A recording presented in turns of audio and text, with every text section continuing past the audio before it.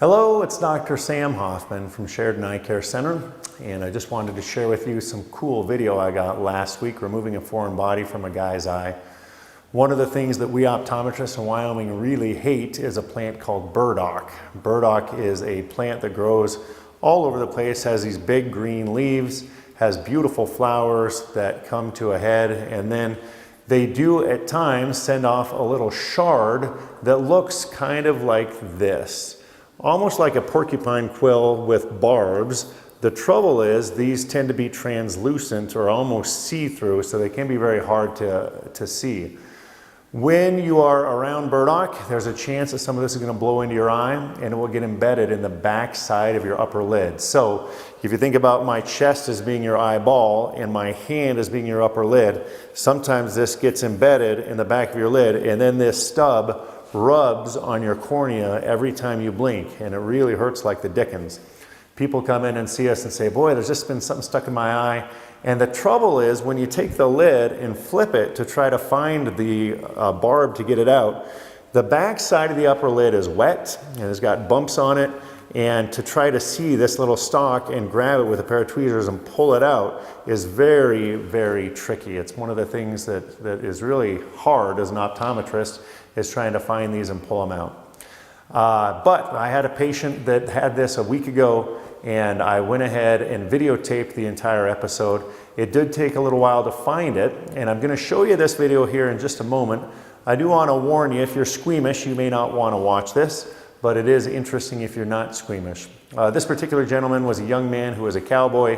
He was out riding in the burdock, and he said something started scraping his eye, and it persisted for about a week. So he came and saw me after this had been going on for a week.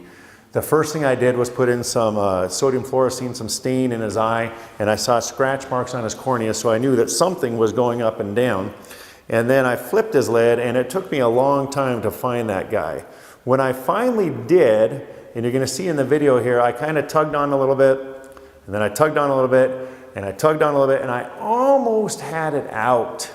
But then the forceps just didn't have the strength to pull that guy out, and so it slipped back in.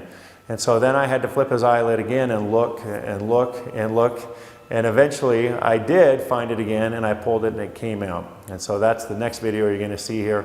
Once I found it again and I pulled it out, I did hold it up with my tweezers so that he could see it there on the video screen in the office.